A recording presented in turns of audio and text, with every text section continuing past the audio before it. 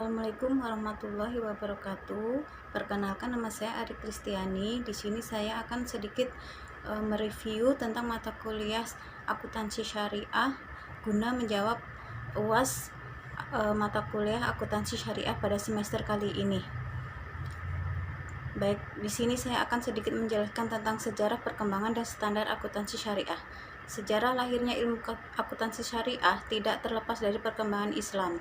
Kewajiban mencatat non tunai terlihat pada surat Al-Baqarah ayat 282 mendorong umat Islam peduli terhadap pencatatan dan menimbulkan tradisi pencatatan di kalangan umat. Dan hal ini merupakan salah satu faktor yang mendorong kerjasama atau partnership waktu itu. Begitu juga dengan kewajiban mengeluarkan zakat, mendorong pemerintah membuat laporan pertanggungjawaban periodik terhadap Baitul Mal yang mereka kelola. Begitu juga dengan pengusaha-pengusaha muslim pada waktu itu, mengklasifikasikan hartanya sesuai dengan ketentuan zakat dan membayarkan zakatnya jika telah memenuhi ketentuan nisab dan haul. Rasulullah Shallallahu Alaihi Wasallam sendiri pada masa hidupnya juga telah mendidik secara khusus beberapa sahabat untuk menangani profesi akuntan dengan sebutan Hazatul Amwal atau pengawas keuangan. Perkembangan standar akuntansi keuangan syariah. Perkembangan standar akuntansi keuangan syariah atau disebut SAK tidak terlepas dari perkembangan industri bisnis dan keuangan syariah di Indonesia. Industri bisnis dan keuangan syariah di Indonesia terbagi ke dalam 3 sektor utama, yaitu sektor keuangan syariah, sektor industri halal, dan sektor keuangan sosial.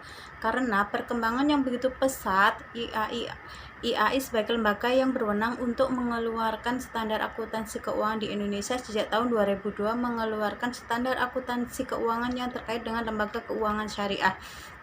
Standar akuntansi keuangan syariah pertama yang diterbitkan pada 27 Juni 2007 terdiri dari 1. Kerangka dasar penyusunan dan penyajian laporan keuangan syariah.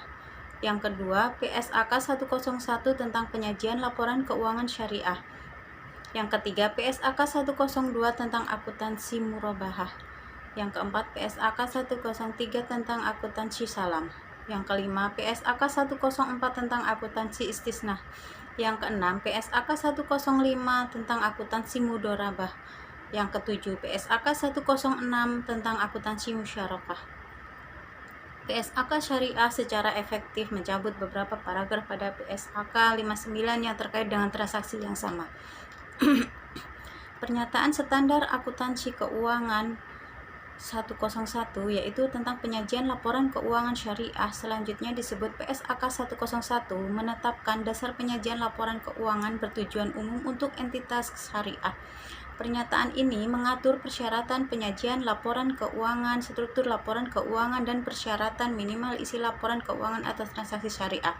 PSAK 101 juga memberikan penjabaran struktur dan isi pada laporan keuangan syariah yang mencakup laporan posisi keuangan, laporan laba rugi dan penghasilan komprehensif lain, laporan perubahan ekuitas, laporan arus kas, dan catatan atas laporan keuangan itu sendiri.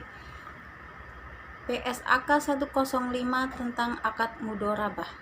Menurut ulama fikih, kerjasama mudharabah atau perniagaan sering juga disebut dengan khirat atau memotong, karena pemilik modal memotong sebagian hartanya agar diperdagangkan dengan memperoleh sebagian keuntungan.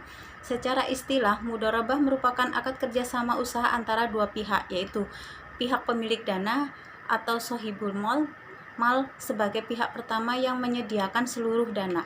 Pihak kedua, pengelola dana atau amil atau mudorib, bertindak sebagai pengelola dan keuntungan usaha dibagi sesuai kesepakatan semua pihak. Jika mengalami kerugian finansial ditanggung oleh pengelola dana.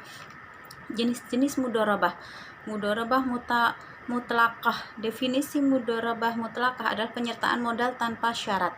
Yang kedua, mudharabah muqayyadah. Mudharabah muqayyadah adalah penyertaan modal dengan syarat-syarat tertentu. Artinya, tidak semua usaha bisa dijalankan dengan modal. Jadi, hanya usaha yang telah ditentukan atau di perjanjian yang boleh dikelola. Modalnya yang diterima dari sohibul mal dikelola bank untuk diinvestasikan ke dalam proyek yang ditentukan oleh pemilik modal terkait. Yang ketiga, mudharabah sunaiyah.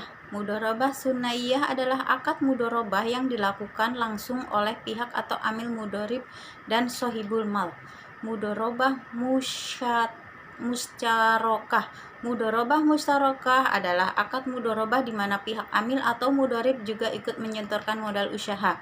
Syarat mudharabah yang pertama yaitu masing-masing pihak memenuhi persyaratan percakapan wakalah.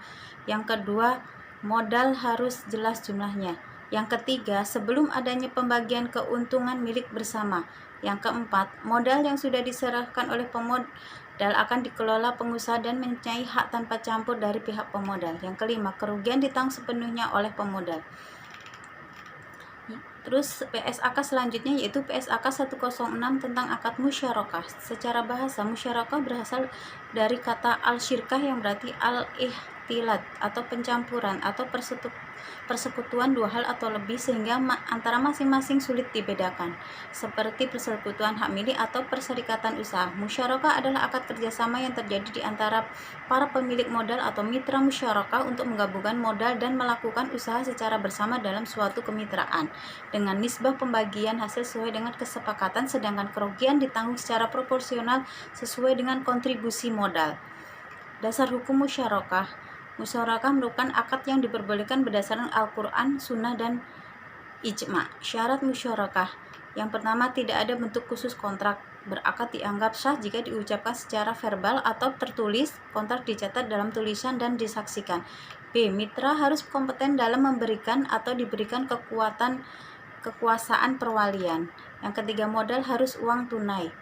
Yang keempat, partisipasi para mitra dalam pekerjaan adalah sebuah hukum dasar dan tidak diperbolehkan bagi salah satu dari mereka untuk mencantumkan tidak ikut sertanya mitra lainnya. PSAK selanjutnya yaitu 102 tentang akad murabahah. Transaksi murabahah adalah transaksi jual beli barang dengan menegaskan harga perolehan dan margin keuntungan kepada pembeli. Hal yang membedakan transaksi murabahah dengan jual beli pada umumnya adalah harga perolehan dan margin keuntungan harus diketahui oleh pembeli. Keuntungan diperoleh atas kesepakatan antara penjual dan pembeli. Terus akad yang selanjutnya yaitu PSAK 103 akad salam. Salam adalah akad jual beli barang, pesanan atau muslam fi'i dengan pengiriman barang di kemudian hari oleh penjual atau muslam ilaihi dan pelunasannya dilakukan oleh pembeli pada saat akad disepakati sesuai dengan syarat-syarat tertentu. Jadi, akad salam dapat yaitu akad jual beli yang dimana pembayaran di muka dan barang yang diserahkan di kemudian hari. Landasan hukum akad salam. Bila merujuk pada Al-Quran dan Sunnah, akad salam merujuk pada salah satu surat dalam Al-Quran yang merupakan ayat terpanjang dalam Al-Quran, yaitu surat Al-Baqarah ayat 28 2 dan Al-Hadis. Rukun salam. Adapun rukun salam dan syaratnya itu rukun ba'as salam. Yang pertama adanya pembeli atau muslam, yang kedua adanya penjual atau musam fihi, yang ketiga adanya modal atau uang atau barang, yang keempat adanya akad atau ijab qabul. Yang selanjutnya yaitu PSAK tentang 104 akad istisna. Secara istilah, akad istisna adalah akad jual beli dalam bentuk pemesanan pembuatan barang tertentu dengan kriteria dan persyaratan tertentu yang disepakati antara pemesan atau pembeli atau mustasni dan penjual atau pembuat atau sani. Landasan hukum akad istisna yaitu didasarkan pada kias terhadap akad salam, yaitu jual beli yang tidak ada barangnya ketika sesi akad sedang berlangsung.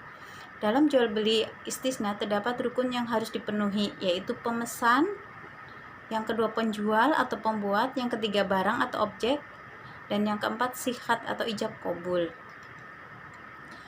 Syarat yang diajukan ulama untuk diperboleh transaksi jual beli istisna adalah adanya kejelasan jenis, macam, ukuran, dan sifat barang, karena ia merupakan objek transaksi yang harus diketahui spesifikasinya.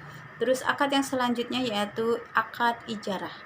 Ijarah berasal dari bahasa Arab yang memiliki makna imbalan atau upah, sewa atau jasa. Istilah ijarah pada umumnya digunakan dalam perbankan syariah. Secara makna dan konteksnya dalam perbankan, ijarah adalah pemindahan hak guna suatu barang dengan pembayaran biaya sewa tanpa diikuti pemindahan kepemilikan atas barang tersebut.